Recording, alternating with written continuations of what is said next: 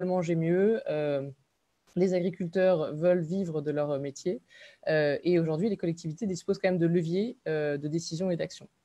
Donc, si on souhaite inventer les bases de ce nouveau contrat social par et pour l'alimentation, pour donc une meilleure santé économique, sociale et aussi environnementale, cela doit passer par de la volonté et par des actions.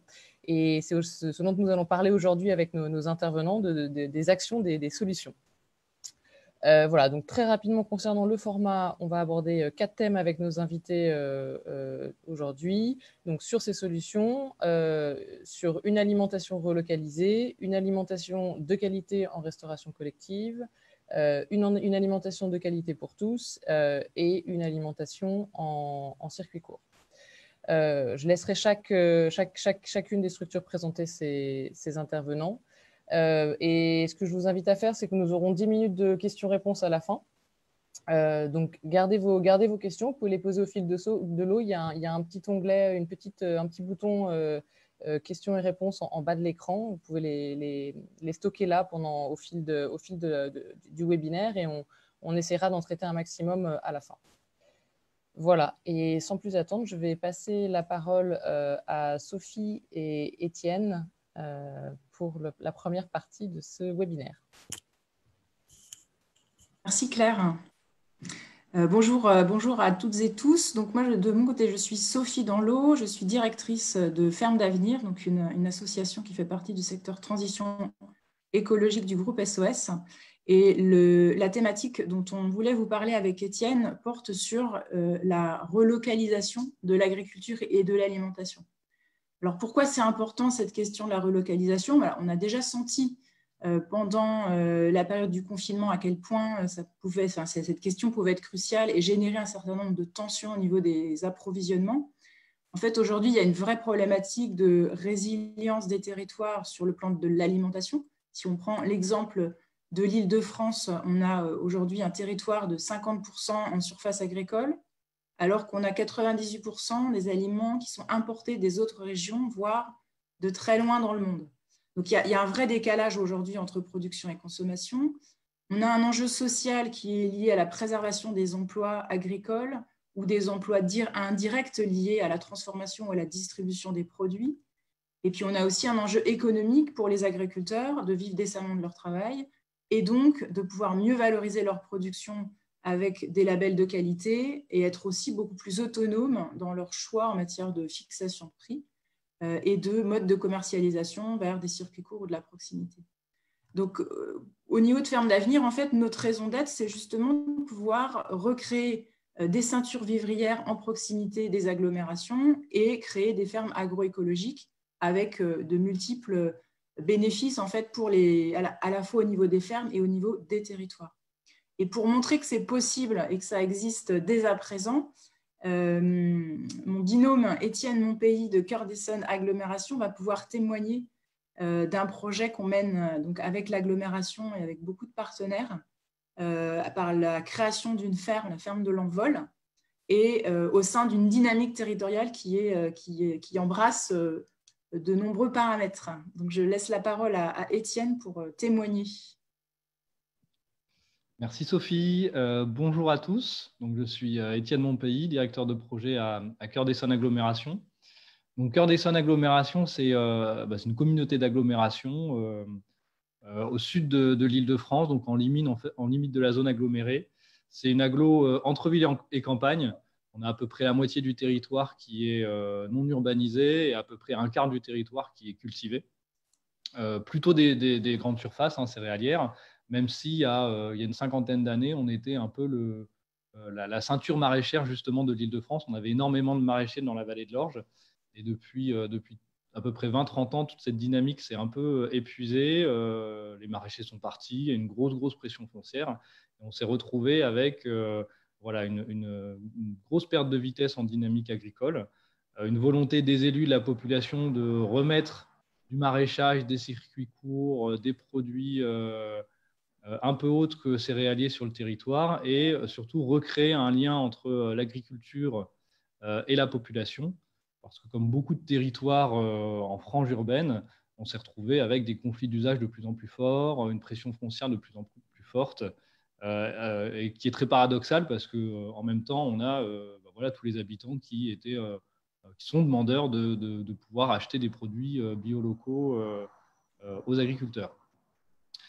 Et donc, on a eu une opportunité il y a 5-6 ans, en fait, avec la fermeture d'une ancienne base aérienne, qui est la base aérienne 217, que l'agglomération a récupérée. Donc, sur les 300 hectares de foncier, donc, on a souhaité créer une ferme agricole de 75 hectares. Je ne sais pas si vous voyez le PowerPoint avec les quelques photos. Donc dédié à l'agroécologie en polyculture élevage. Donc ce qui nous a permis de déverrouiller ce projet, c'est avant tout le foncier. Voilà, vous voyez quelques photos, vous voyez Cœur d'Essonne, les photos de la base aérienne, on voit les pistes. Et puis après on va vous présenter les photos de la ferme qu'on a démarré là au début d'année. Et donc le foncier a été vraiment quelque chose de déterminant pour pouvoir démarrer cette ferme, parce que dans le secteur où on est extrêmement tendu, pouvoir avoir 75 hectares d'un seul tenant pour pouvoir développer une ferme en agroécologie, c'est évidemment quelque chose qui était déterminant sur ce projet. Et donc le deuxième point qui était déterminant, c'était un point partenarial, parce que pendant 2 ans, on a fait des études pour pouvoir faire cette ferme. Et on n'a pas réussi en fait à sortir une ferme telle qu'on le souhaitait. On avait des problématiques d'accès à l'eau, on avait des problématiques de financement, on avait des problématiques aussi pour trouver les porteurs de projets.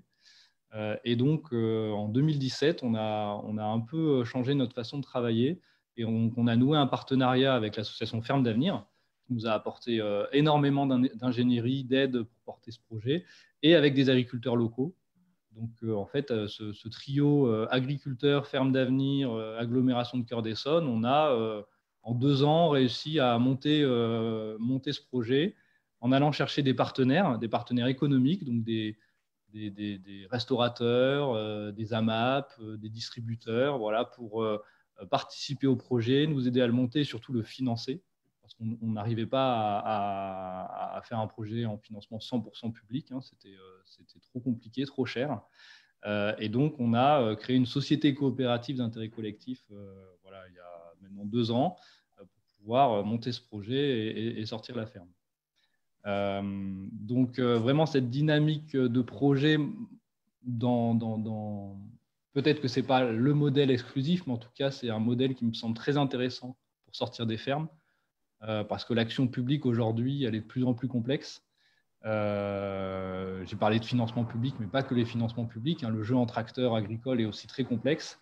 Et cette dynamique qu'on a créée sur la ferme de l'Envol, elle nous a permis en plus d'élargir une autre dynamique qui s'appelle le projet Sésame. Donc, on a gagné un appel à projet national porté par l'État et la Caisse des dépôts qui s'appelle Territoire d'innovation. Et en fait, à partir de cette ferme de l'Envol et d'autres fermes sur le territoire, on crée une sorte de plan alimentaire territorial extrêmement ambitieux, avec une vingtaine d'actions du champ à l'assiette qui nous permettent voilà, d'agir également sur la distribution et la restauration scolaire, sur la formation des agriculteurs, sur la transformation et sur tous les leviers qui nous permettent de pouvoir aussi agir sur la transition agricole et alimentaire du territoire. Parce qu'on s'est vite rendu compte qu'une ferme, même de 75 hectares, ce n'était pas suffisant. Si on voulait alimenter les cantines scolaires, il fallait trouver d'autres fermes, il fallait créer des réseaux de distribution. Et puis, si on voulait aussi attirer des porteurs de projets maraîchers pour s'installer sur le territoire, il fallait travailler sur la formation. Donc, on a activé tous ces leviers-là en élargissant le spectre d'acteurs. Maintenant, on est une 50aine de partenaires autour de ce projet pour arriver en 10 ans. Voilà, vous avez quelques chiffres, à créer une centaine de fermes sur le territoire, produire 10% de la consommation locale en agriculture bio et approvisionner 50% de la restauration collective en bio local. Voilà, c'est très rapidement le projet dans son ensemble. Donc, peut-être pour synthétiser, pour moi, le rôle important de la collectivité dans ce projet, dans la façon d'arriver à trouver des solutions pour mettre en place cette ferme et cette dynamique, c'était évidemment une impulsion politique très forte, mais qui vient avant tout des citoyens, hein. Au moment où on a refait notre projet de territoire en 2018, on a fait une grande consultation citoyenne et l'alimentation et la santé est ressortie vraiment dans les premières des priorités. Et ça a incité, conforté nos élus, qui déjà souhaitaient travailler sur ces sujets-là, conforter nos élus à vraiment à s'investir sur sur ce projet. Le deuxième levier important, c'est le levier du foncier, évidemment. Donc, là, on a eu la chance d'avoir une base aérienne, il y a un foncier disponible pour faire ce projet. Mais maintenant, si on veut développer d'autres fermes, il va falloir mobiliser d'autres fonciers. Donc, on travaille avec notamment la SAFER, qui est un des acteurs pilotes avec nous pour arriver à développer d'autres fermes, et puis d'autres acteurs locaux, associatifs comme Terre de Liens, que vous connaissez probablement. On a également pris à l'agglomération la compétence agriculture qu'on n'avait pas, voilà, qui nous a permis aussi de développer en lien avec les villes tout ce projet.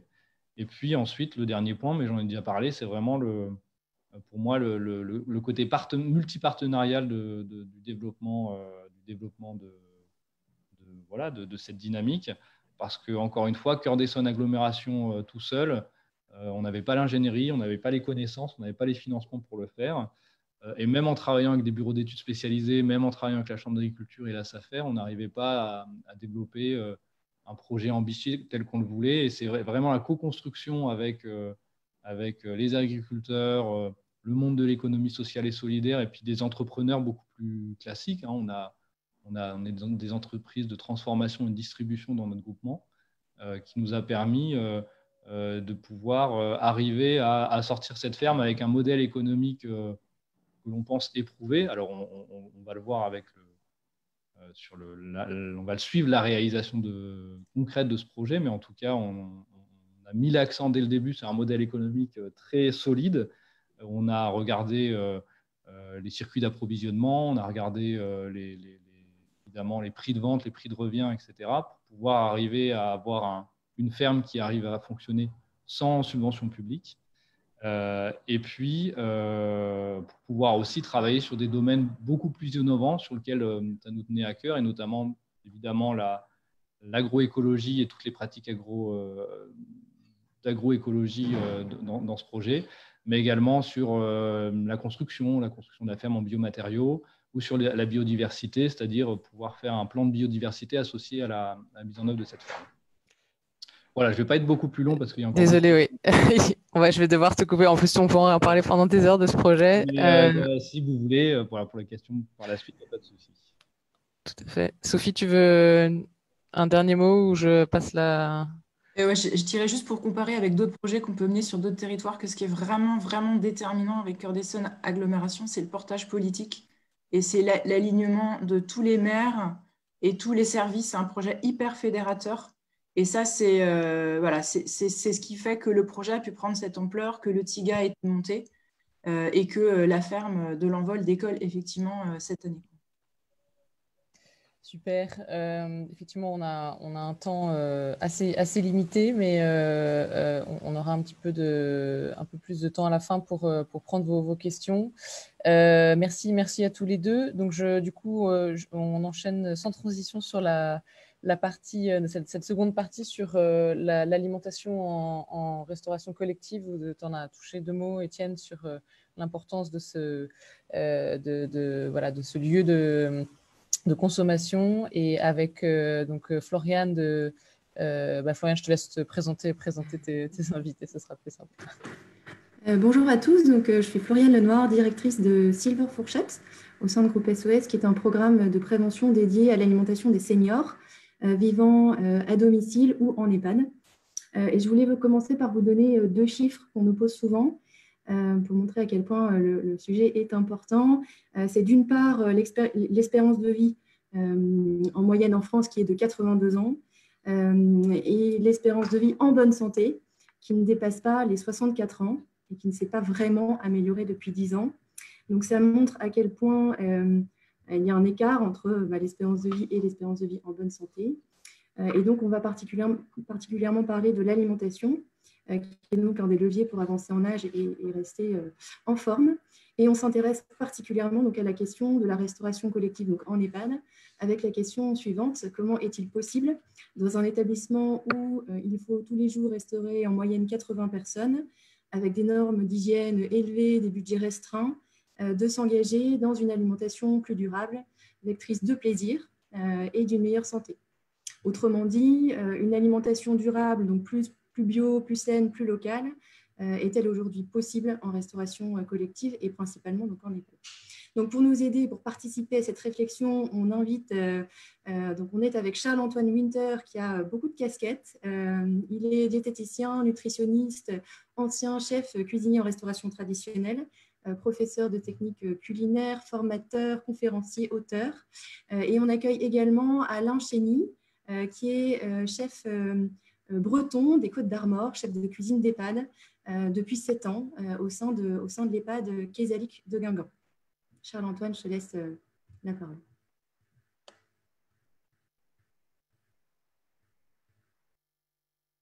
Alors, je pense qu'il faut que tu allumes ton micro. Ça y est, super. Merci, Floriane. Alors, moi, je vais prendre ma casquette de diététicien parce qu'on a un chef sur le terrain qui prendra la parole juste après. Aujourd'hui, la restauration collective, surtout en EHPAD, typiquement, c'est l'alimentation de tous les jours, matin, midi, soir et collation. Donc, l'importance de l'aliment est fondamentale et aujourd'hui, on se rend compte que d'un point de vue nutritionnel, d'un point de vue organoleptique, c'est-à-dire qualité en bouche, plaisir de passer à table, ce qui est extrêmement important pour la phase céphalique des seniors, en tout cas en EHPAD, eh bien, effectivement, il y a quand même une nuance entre un aliment issu d'une agriculture plutôt intensive qu'un aliment issu d'une agriculture biologique ou en tout cas issu de pratiques agroécologiques.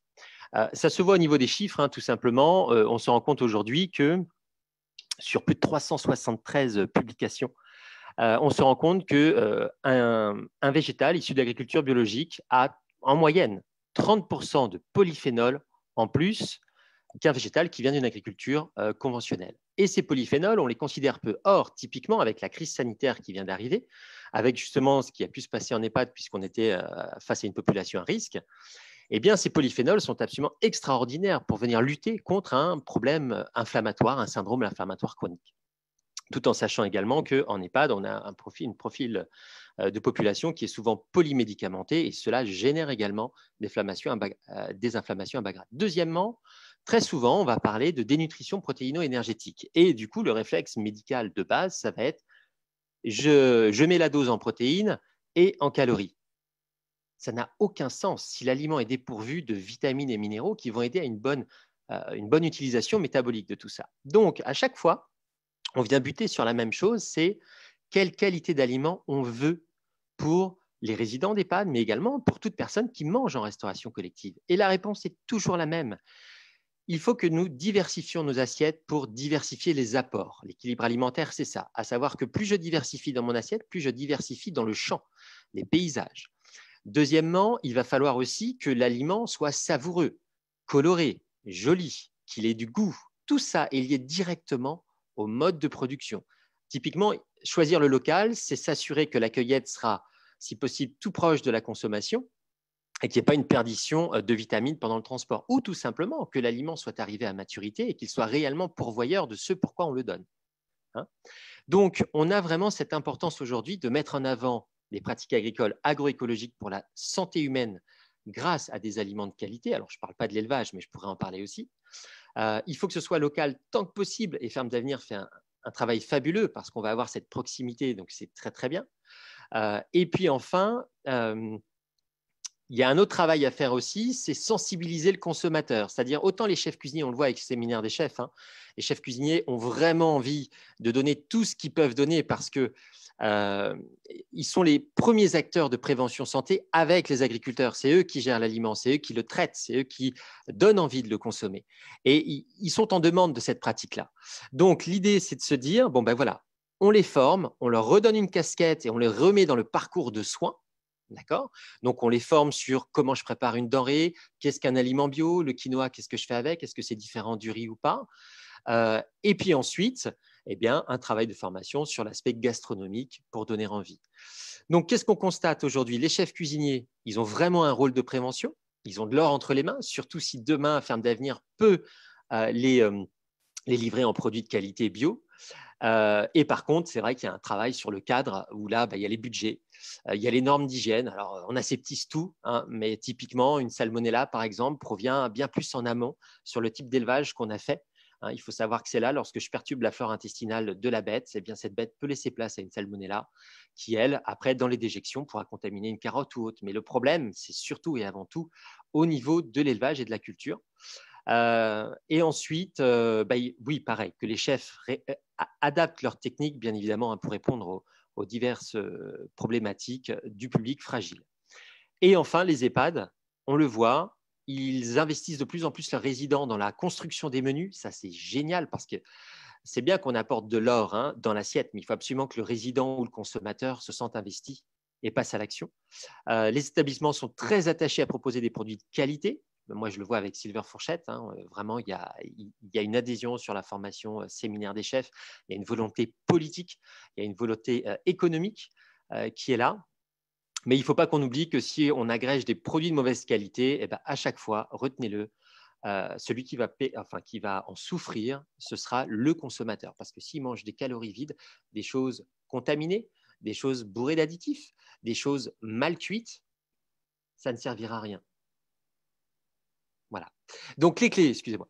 Les clés aujourd'hui, donc on l'a vu, la formation très importante au niveau des cuisiniers, mais qui sont très à l'écoute, la formation du corps médical, qu'il intègre le cuisinier dans le parcours de soins, qui comprennent aussi que la mort n'est pas l'échec, qu'il faut peut-être mieux encourager une dignité en assiette et une consommation qu'à tout prix des compléments nutritionnels oraux qui vont mettre de côté l'assiette, qui vont mettre de côté le cuisinier et qui mettent de côté le plaisir de passer à table du résident. Ça, c'est quand même un échec sur toute la ligne.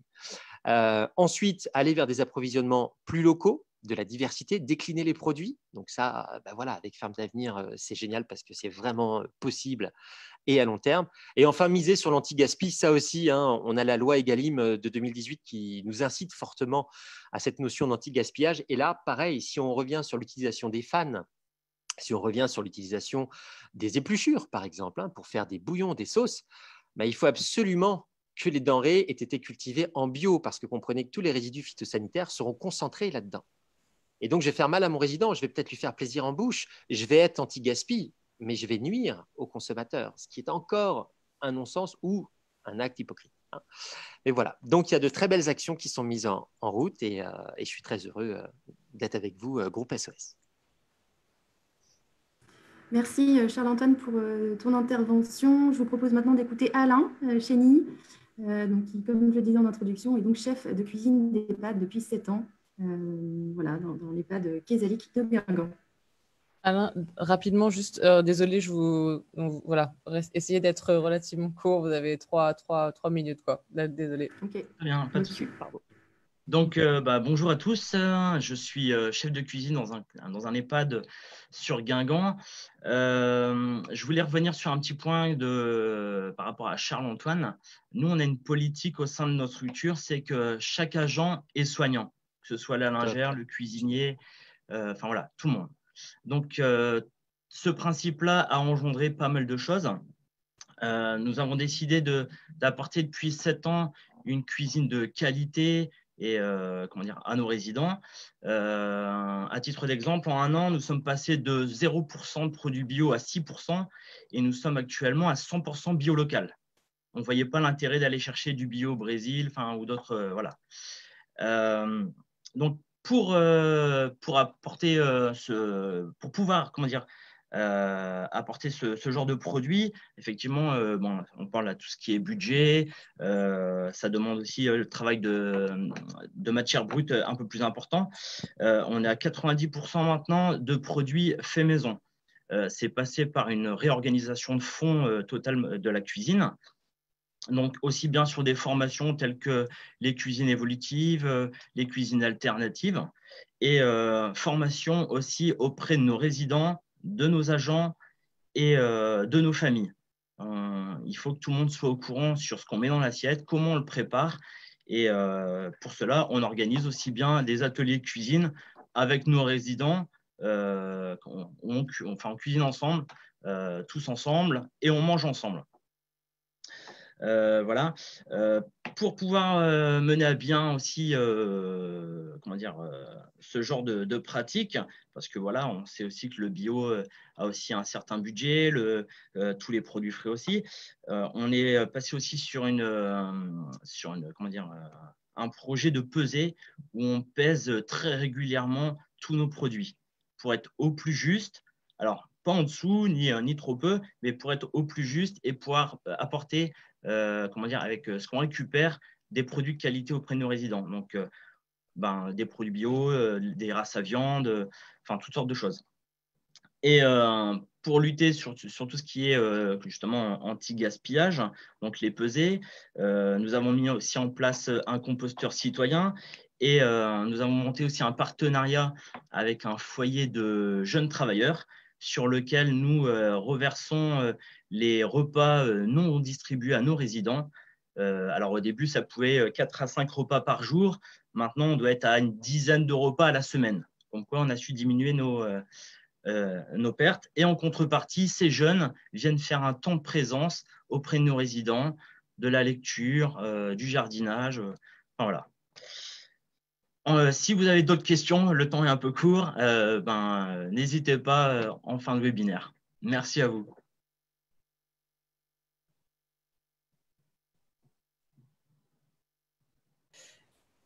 Merci beaucoup, Alain. Floriane, est-ce que tu veux dire un petit mot de conclusion ou on passe On peut passer, parce que je pense que le temps est vraiment court. Je ne voudrais pas empiéter sur mes collègues. Pas de souci. Ok, merci à tous les trois. Donc, je vais passer la parole à Yann et Maria sur la question de l'alimentation de qualité pour tous. Donc, comment proposer une alimentation de qualité aux bénéficiaires de l'aide alimentaire, notamment. Yann, Maria, la parole est à vous. Et oui, et vous pouvez désormais partager votre écran, chers intervenants, comme tu as pu apparemment. Oui, c'est bon. Merci Claire, bonjour à tous. Donc je comprends que vous voyez l'écran, c'est très bien. D'ailleurs, ça faut que je le mette en plein écran, excusez-moi, petit réglage, voilà. Yann Auger, je suis directeur de Andes, l'Association nationale de développement des épiceries solidaires. La problématique que l'on vous propose de traiter dans notre courte intervention en binôme, c'est effectivement voir comment ces bonnes pratiques que l'on a commencé à toucher du doigt dans les 2 interventions qui viennent de se tenir peuvent être proposées aussi à des personnes qui sont dans la difficulté. Puisque les épiceries sociales et solidaires sont des établissements d'aide alimentaire. Chez Andes, on fédère un réseau de 380 structures de ce type-là. Je vais vous dire un tout petit mot de présentation de ce qu'est une épicerie ensuite. Donc 380 structures de ce type-là, et par ailleurs, bien en lien avec le thème du jour d'ailleurs, une seconde activité qui est une activité anti-gaspi de récupération de fruits et légumes invendus pour les trier et les redistribuer au travers de 4 chantiers d'insertion à des structures d'aide alimentaire. Je fais très court, hein, et après je passerai la parole à Maria. Juste en 2 mots, une épicerie solidaire, c'est donc un établissement d'aide alimentaire et d'accompagnement social. Aide alimentaire, puisqu'il s'agit de distribuer des denrées alimentaires à des personnes en difficulté économique et sociale, et avec quelques particularités dans l'approche mise en œuvre, puisqu'il ne s'agit pas ici de distribuer des repas ou des colis, mais de proposer un service qui se présente comme un magasin de proximité quelconque, si ce n'est qu'il est dédié donc à ces publics, et ces bénéficiaires, ils font leurs courses pour un coût entre 10 et 30% de la valeur marchande des produits. Le tout avec une durée d'accès qui est limitée dans le temps justement de bénéficier de l'accompagnement social, qui est le second métier de ces épiceries, pour aider les personnes à sortir de leurs difficultés. Donc on est dans les épiceries sur une approche qui se veut moins stigmatisante pour les personnes, parce que c'est a priori un peu plus facile de se rendre dans un magasin que dans une distribution de repas chauds. Donc moins stigmatisante, plus responsabilisant, puisque c'est un coup de pouce, il y a une durée d'accès qui est limitée dans le temps. Et donc voilà, on est sur un dispositif très, très spécifique qui présente plusieurs vertus que vous avez normalement à l'écran, mais que je ne vais pas vous présenter en long, en large et en travers. Je vais tout de suite passer la parole à Maria, qui va pouvoir vous expliquer comment à La Rochelle, une très belle épicerie de ce type a été créée il n'y a pas si longtemps. Donc Maria, c'est à vous et j'ai les photos pour illustrer votre propos. Merci Yann. Bien, bonjour à tous et à toutes. Donc, moi, je suis Maria De Brito, la directrice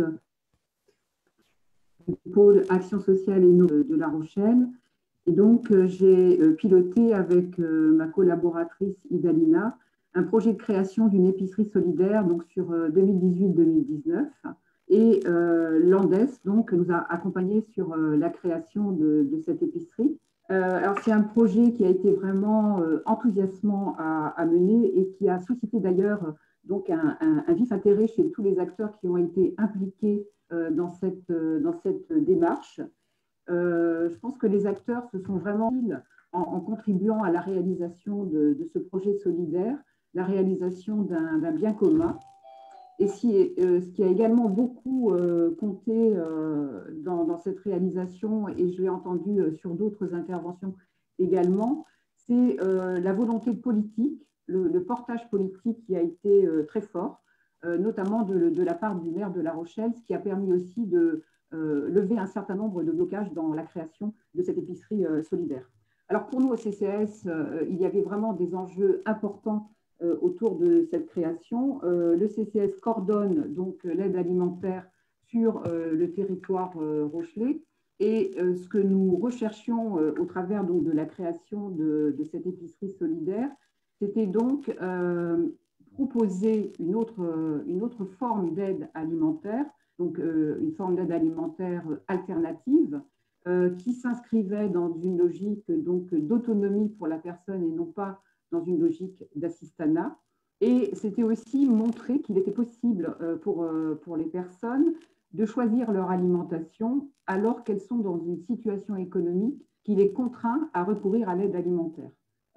Et troisième point pour nous également important, c'était aussi faire du lien entre les initiatives citoyennes en matière alimentaire et l'aide alimentaire, puisque en fait on s'est aperçu que c'était deux mondes qui ne se côtoyaient pas forcément.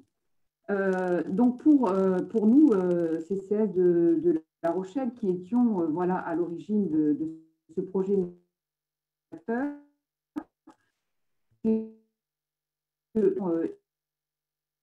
d'aliments de qualité, elle était possible pour tous, y compris les personnes qui se trouvent dans des situations économiques difficiles, et qu'il était aussi possible de faciliter l'accès à des produits frais. Et donc, au travers de cette épicerie solidaire, l'objectif également, c'était de respecter la dignité des personnes, de respecter leur goût, leur culture, leurs habitudes alimentaires. Et par ailleurs également, de leur offrir, à travers de cet équipement de proximité, de leur offrir un lieu convivial, un lieu agréable pour permettre des échanges et un partage autour de l'alimentation et autour également de la cuisine.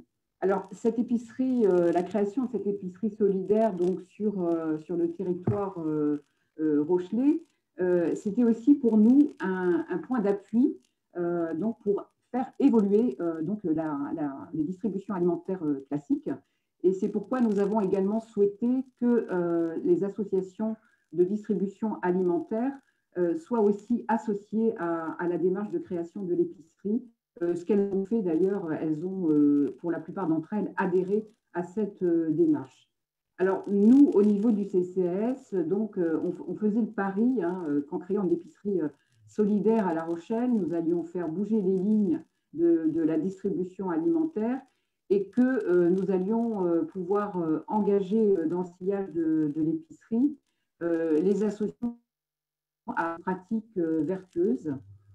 La crise sanitaire donc, que nous avons tous connue, elle nous a donné l'opportunité de renforcer le rôle de l'épicerie qui a été créée en septembre 2019.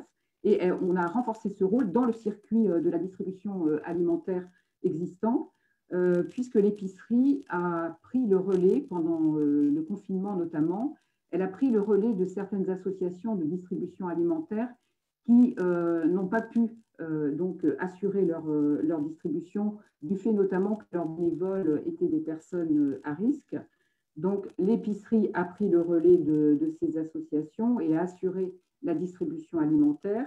Elle a aussi effectué une partie de la ramasse, donc notamment pour lutter contre le gaspillage, ce que fait habituellement la banque alimentaire, mais là, on a trouvé un accord pour que l'épicerie puisse le faire également.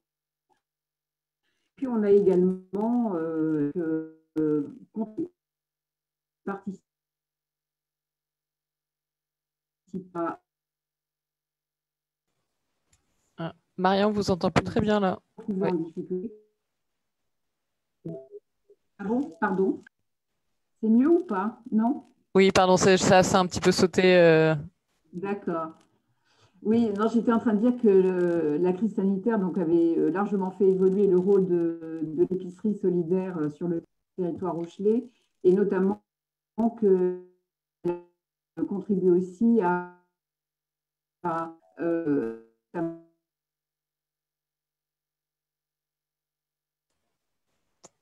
oui, le service d'aide à domicile. Vous m'entendez là? Oui?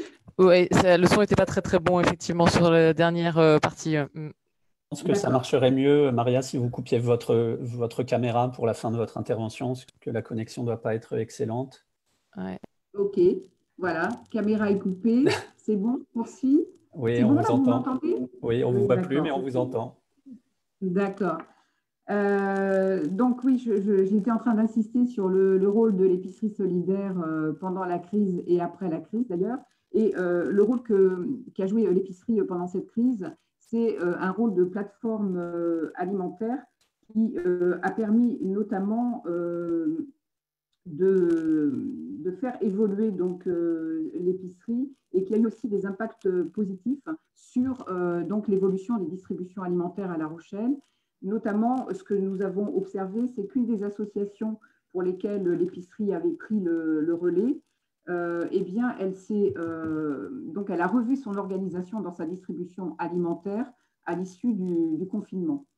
Donc, le CCS voilà, de La Rochelle, dans son rôle de coordination de l'aide alimentaire sur le territoire, il a aujourd'hui la volonté de capitaliser et de pérenniser les avancées qui ont été réalisées pendant la crise, notamment en diversifiant les circuits d'approvisionnement, en concrétisant les contacts que nous avions pris avec les producteurs locaux au moment de la réflexion sur la création de l'épicerie, et puis en agissant également pour une consommation responsable.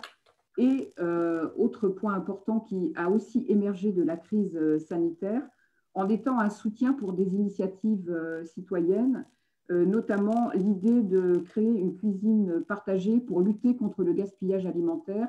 C'est une idée qui nous a été soumise par un restaurateur qui a beaucoup œuvré pendant la crise auprès des populations vulnérables, et nous souhaiterions voilà, pouvoir le soutenir dans ce projet de création d'une cuisine partagée, ce qui va conférer également à l'épicerie encore un autre rôle sur le territoire.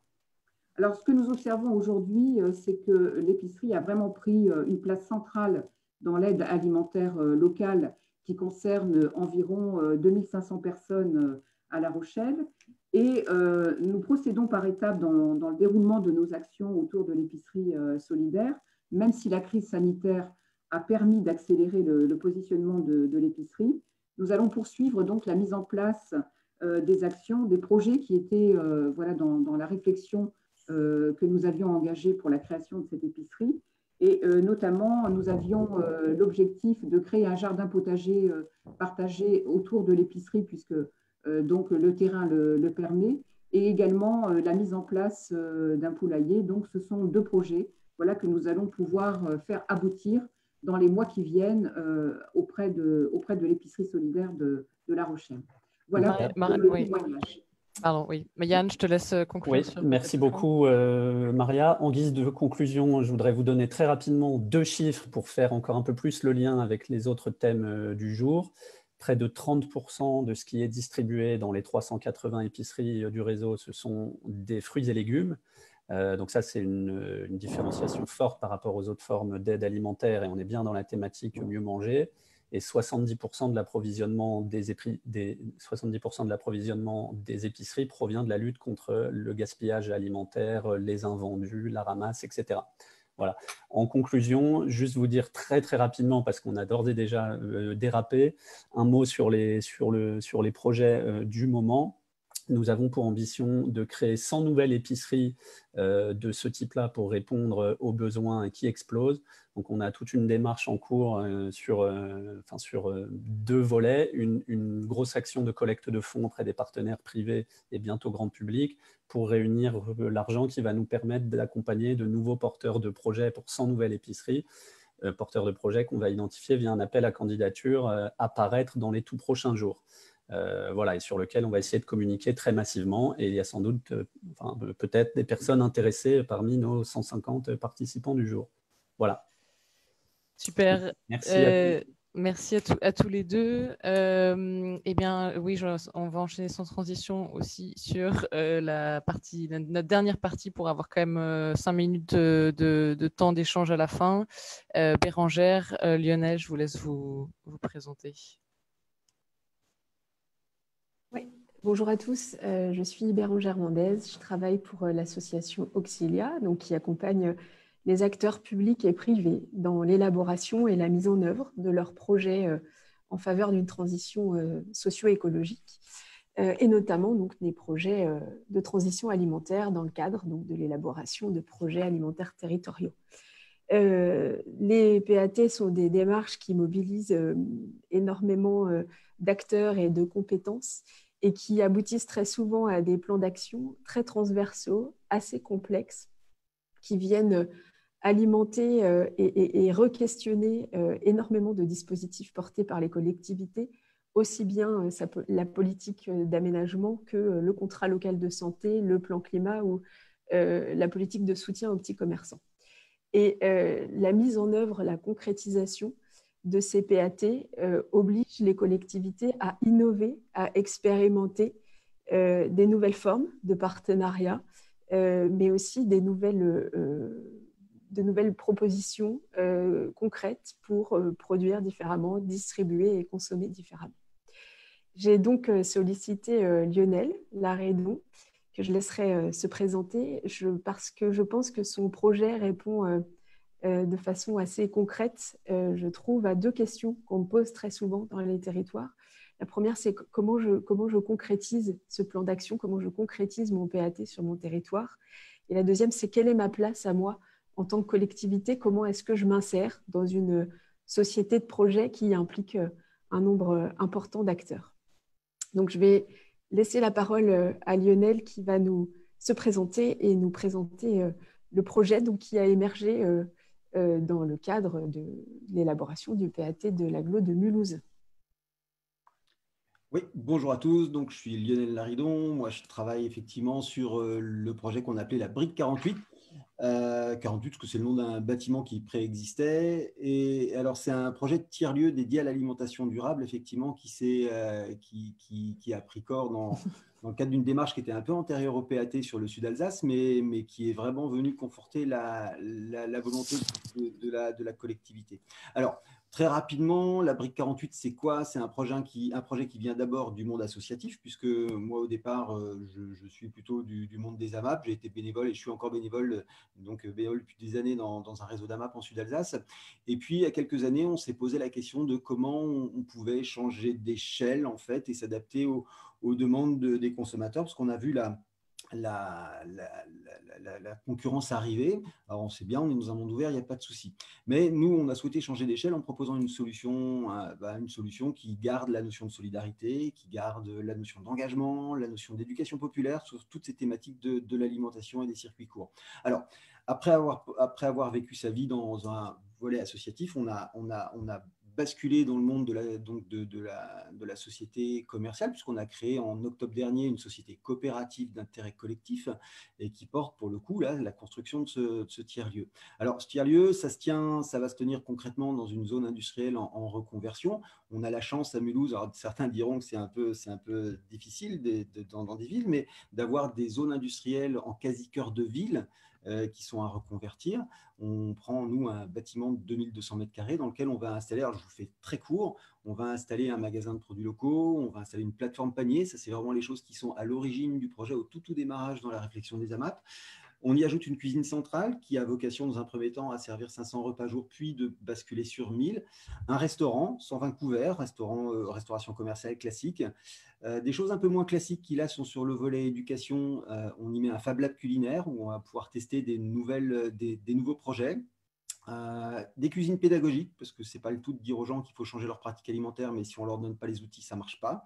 Et puis, quelque chose qui nous tient à cœur, c'est une micro-crèche, parce qu'on pense que l'alimentation, ça commence dès la petite enfance. Alors, pourquoi on fait ça en définitive? C'est quoi l'objectif in fine, au bout du bout? C'est d'arriver à démontrer qu'on peut changer d'échelle au niveau des circuits courts alimentaires de proximité, que c'est possible.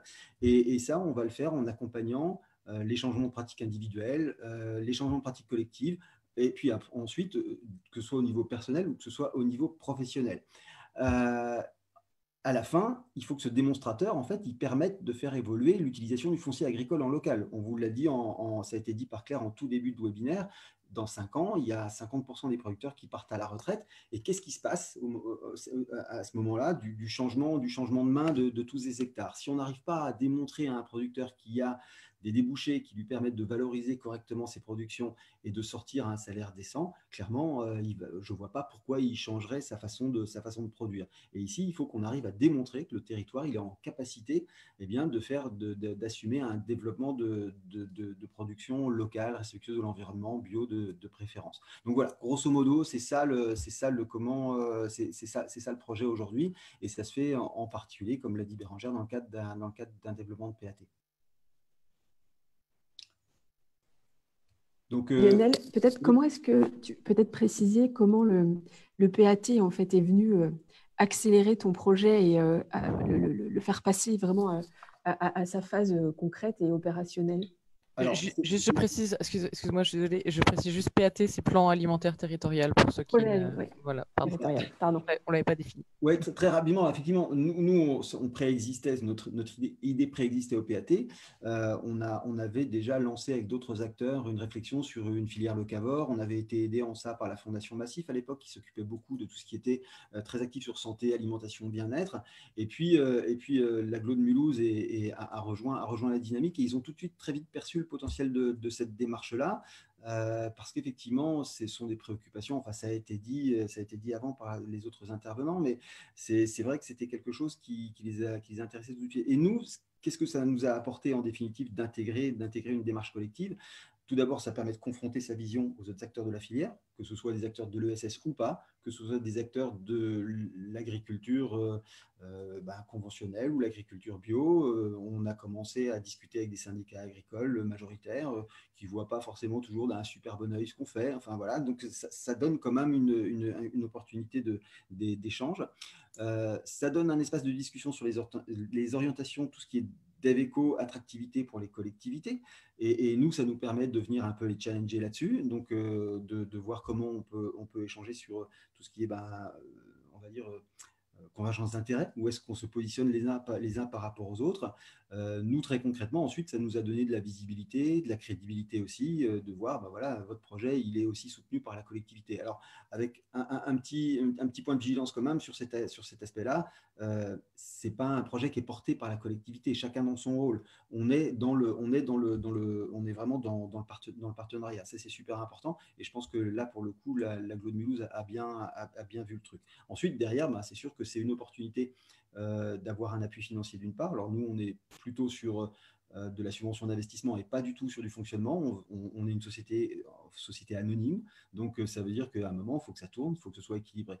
Par contre, l'action de la collectivité, elle a clairement un effet levier par rapport à d'autres partenaires financiers. Ça, c'est important.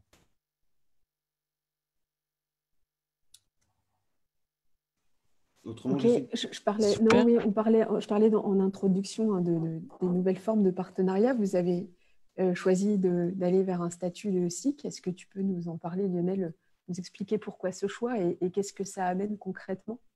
Alors, nous, on est issu du monde associatif, donc alors s'il y a des juristes qui écoutent, ça va leur faire saigner les oreilles, mais la SIC, c'est typiquement pour nous une solution qui nous permet, pour une société commerciale, d'avoir une gestion quasi comme une association, c'est-à-dire que c'est quelque chose de très transversal où on va avoir de la co-construction. Ça marche avec des collèges, c'est dans l'ESS, donc c'est l'objet ça marche avec un homme, une voix pour chacun des collèges. Donc on va décorréler la décision de la prise de part sociale ou du capital détenu.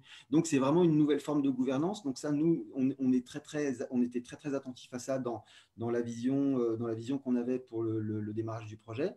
Et puis surtout, la SIC, ça permet une hybridation des solutions. C'est vraiment le multisociétariat qui veut ça. Ça donne un réel outil de partenariat. Alors moi, j'aime bien dire public, privé, mais aussi population.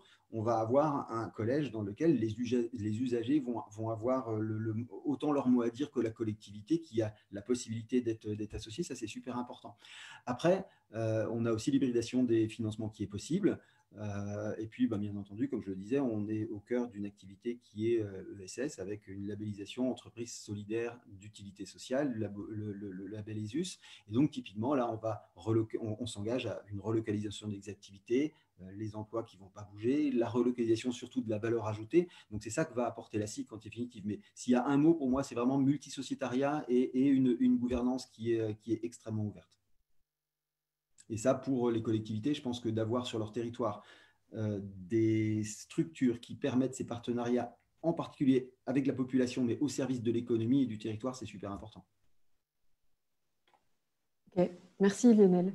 Super. Merci à vous. Merci beaucoup, merci Bérangère, merci à vous deux. Il nous reste un petit peu de temps pour quelques questions qui nous ont été posées au fil de vos interventions.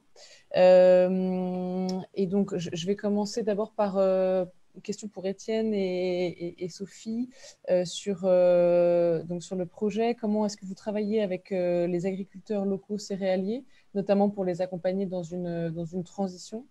Quel a été je vous groupe un peu quelques questions, après je vous laisse répondre en 2-3 minutes. Quel a été le rôle de la Chambre d'agriculture dans la ferme de l'Envol et structures d'État comme l'ADEME par exemple, ou la DRAD, et faut-il nécessairement se regrouper pour monter un tel projet? Voilà. Je vous laisse peut-être essayer de répondre un maximum à ces questions. Il reste 5 minutes, donc essayez d'être le plus synthétique possible. Ouais. Peut-être, en fait, le travail avec les agriculteurs, on s'est énormément appuyé sur les institutions agricoles existantes. C'est-à-dire qu'on n'a pas vocation à aller échanger en direct, même si on peut le faire, hein, mais avec, par exemple, les céréaliers, on a la Chambre d'agriculture justement qui fait ça et qui accompagne déjà les agriculteurs vers la conversion, les céréaliers vers la conversion. Donc, c'est le projet Sésame, en fait, c'est travailler avec la Chambre d'agriculture, notamment avec le GAB pour les acteurs peut-être un peu plus alternatifs, pour arriver à toucher l'ensemble des agriculteurs, parce que la collectivité n'est pas forcément extrêmement légitime pour pouvoir dire aux agriculteurs comment changer leurs pratiques. Voilà.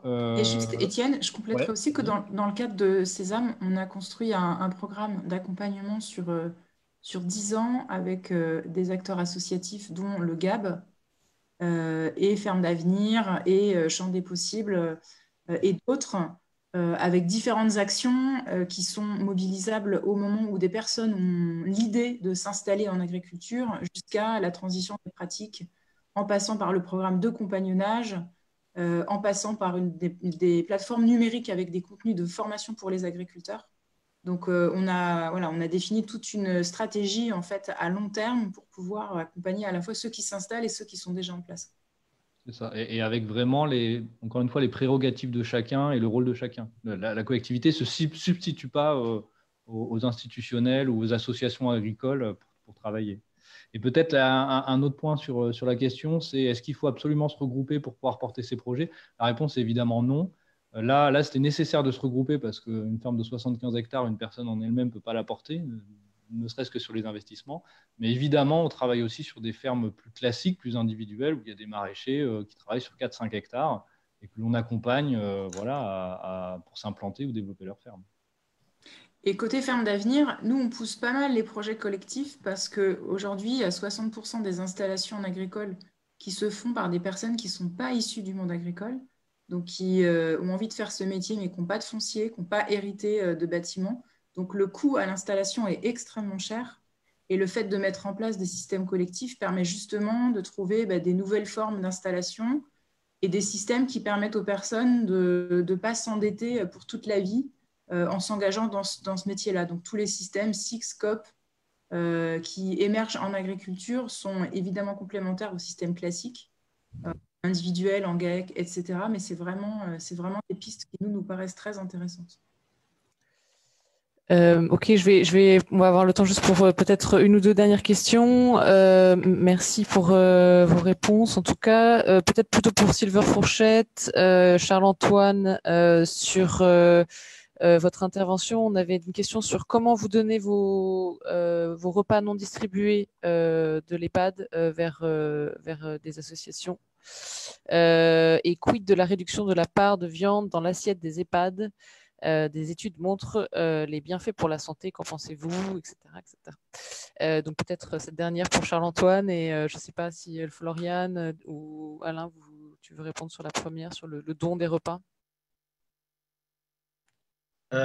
Sur le don des repas, nous, ce qui s'est passé, c'est qu'on a mis en place une convention entre le foyer de jeunes travailleurs et la DDPP, sur lequel on a mis en place un protocole sanitaire de sortie, traçabilité. Et à partir du moment où on respectait ce principe-là, la DDPP a accordé et ne voyait pas d'inconvénient à ça. Voilà. Et donc, du coup, sur la question par rapport à la viande en EHPAD, alors, autant en restauration collective sur des personnes en bonne santé, il n'y a pas de souci. L'association 1+Bio a bien démontré qu'effectivement, en diminuant la part de viande transmise, on pouvait tout à fait avoir du 100% bio au même tarif qu'un repas, je dirais, en conventionnel. Mais effectivement, il faut baisser la part de viande. Mais en EHPAD, on est quand même face à un public qui a un profil particulier, profil pathologique particulier. Et typiquement, il faut savoir que la protéine de la viande, alors c'est vrai qu'à l'excès, elle sera délétère également pour nos seniors, elle sera délétère pour l'environnement, etc. Mais lorsqu'on a des troubles de la dysphagie, on a du mal à avaler, on a du mal à faire de la salive, ou bien qu'on a des troubles un peu plus bas au niveau intestinal avec des diarrhées, des choses comme ça, il faut savoir que les protéines végétales, en tout cas les légumineuses typiquement, seront contre-indiquées, puisqu'il faut bien évidemment avoir de la salive pour pouvoir prédigérer avec la ptyaline l'amidon, pour qu'ensuite celui-ci ne finisse pas en fermentation bien comme il faut dans la flore de fermentation du côlon, ce qui serait juste contre-productif et la catastrophe, ce qui veut dire que ces protéines-là ne seraient pas assimilées. Il y a cependant les œufs qui vont être intéressants, il y a les produits laitiers, mais il faut savoir que si on met plein de produits laitiers, il nous faut des vaches, donc il va bien falloir faire quelque chose aussi de cette viande. Donc, s'il y a une question, je dirais, écologique derrière, il faut qu'on fasse attention. Donc, c'est vrai qu'on se retrouve avec, idéalement, le poisson. Voilà, si vous ne parliez pas de chair animale en général, mais vraiment que de la viande, on va avoir le poisson qui va être intéressant. Maintenant, on doit aussi faire attention à la qualité sanitaire de nos poissons, puisqu'on a fait les idiots avec nos océans. Donc, on se retrouve un petit peu quand même compliqué. On se retrouve un peu en difficulté. Il ne faut pas oublier aussi que la population actuelle en EHPAD est une population qui a encore connu la guerre et pour laquelle les légumineuses n'ont pas d'affinité. Il n'y a pas de lien affectif avec ça. Vous leur servez des lentilles, vous les punissez, quoi. Voilà. Donc, vous voyez qu'il y a vraiment cette réalité, je dirais, écologique, sanitaire. Il y a une urgence de diminuer les viandes, mais est-ce qu'on peut le faire pour toutes les populations? Est-ce qu'on peut le faire en EHPAD? Eh bien, ça ouvre la porte quand même à une réalité de l'état de mon patient, dans quelle capacité digestive il se trouve, quelle pathologie il a. Et voilà. Donc, le privé de viande à tout prix, non. Et à la limite, si on pouvait équilibrer à l'échelle collective, il faudrait qu'effectivement, les enfants, les adultes qui mangent en restauration collective aient bien plus souvent du végétarien, ça c'est clair, pour permettre encore à des populations qui ne peuvent pas se passer de protéines animales pour les raisons que je viens de citer, de pouvoir en manger sans nuire à la planète. Voilà. Est-ce que j'ai répondu? Oui, je pense que oui. Est-ce que je peux rebondir Oui, rapidement, oui. Juste rapidement. Nous, à titre d'exemple, je rebondis dessus, on utilise aussi beaucoup de légumineuses. Alors, effectivement, nos personnes âgées ont un petit peu de mal avec tout ce qui est lentilles et tout ça. On les intègre plutôt, nous, dans des gâteaux. Gâteaux au chocolat à base de lentilles, d'haricots rouges, voilà. Et comme quoi que c'est possible, nous sommes passés de 17 kilos de viande à 13 kilos. mais toujours en ayant de la race à viande, du muscle, pas du cartilage ou quoi que ce soit. Et on a un projet alimentaire qui est comment dire, pour chaque résident. Donc, on sait quel résident est en dénutrition sur lequel on doit faire des apports. Ça, c'est vraiment un projet individuel. Voilà, c'est là-dessus sur lequel on a travaillé. Et comme quoi, on peut apporter de la qualité et diminuer. On a su diminuer en 1 an notre coût matière de 30 centimes. C'est super. Voilà.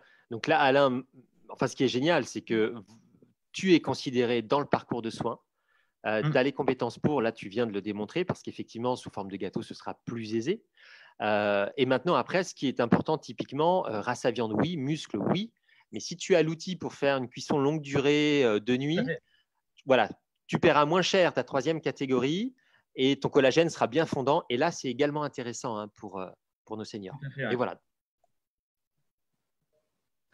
Ok, on va prendre une dernière question pour ceux qui doivent nous quitter. On en prend juste une dernière et demie, on va dire, et après on clôturera. Sachez juste que il y a eu pas mal de questions sur les sources des informations et sur les contacts et la communication sur la présentation. On vous renverra, tous les participants recevront l'enregistrement, un lien vers l'enregistrement de ce webinaire avec les différentes slides donc, qui ont été présentées. Et il y aura évidemment nos contacts dedans.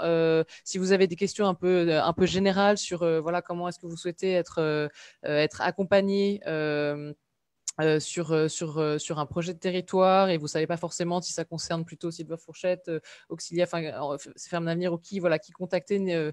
Moi, je centralise tout ça, donc vous pouvez, sinon vous nous contactez tous et puis voilà. Mais en tout cas, moi, je peux centraliser, vous réorienter et coordonner ça. Donc voilà, donc on vous enverra les présentations, les différents contacts. Très rapidement, parce qu'il y a quand même des questions intéressantes donc sur est-ce que c'est plus cher, notamment, enfin, je pense que ça touche un peu tous les sujets, c'est-à-dire aussi bien sur la question de développement territorial qu'a présenté Étienne, que sur ce qui est fait en restauration collective, et alors peut-être un peu moins pour les épiceries, mais voilà, est-ce que c'est plus cher globalement d'aller vers cette alimentation relocalisée et de qualité et il y en avait une autre que je voulais, oui, qui est une question un peu plus générale, c'est beaucoup de projets qui sont montés par des associations, est-ce que, enfin par des structures de forme associative, est-ce que du coup c'est le modèle économique de demain pour répondre à tous ces enjeux. Voilà, je vous laisse celle qui est inspiré pour répondre à ces questions, et puis on terminera sur ça.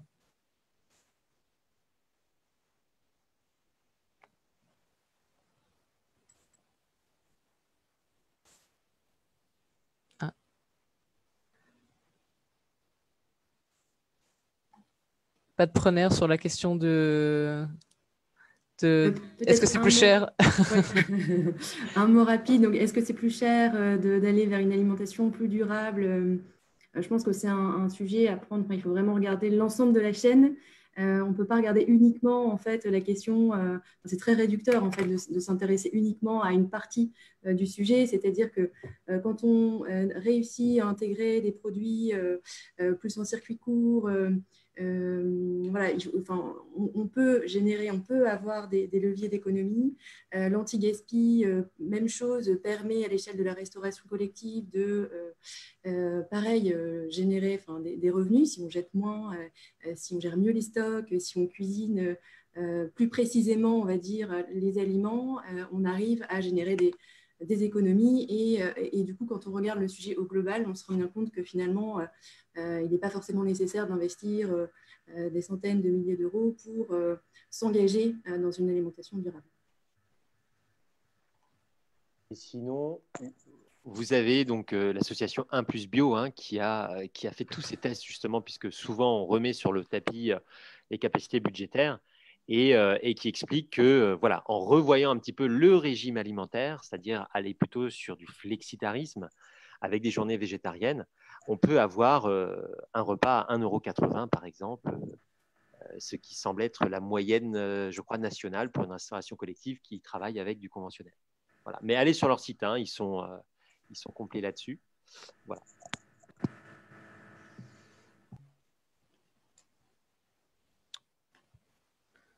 Ok, ce que je vous propose, c'est qu'on va clôturer là, parce qu'il est déjà 10h08. Voilà, comme je disais, on vous enverra nos contacts. Donc, n'hésitez pas à nous envoyer un email pour échanger, pour continuer les échanges. Et si vous avez besoin d'être accompagné, si vous avez des questions sur ce qui a été présenté aujourd'hui.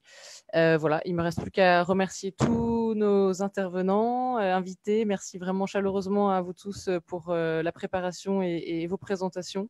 Et puis, voilà, nous restons en contact pour continuer à délivrer des solutions pour cette transition alimentaire et agricole.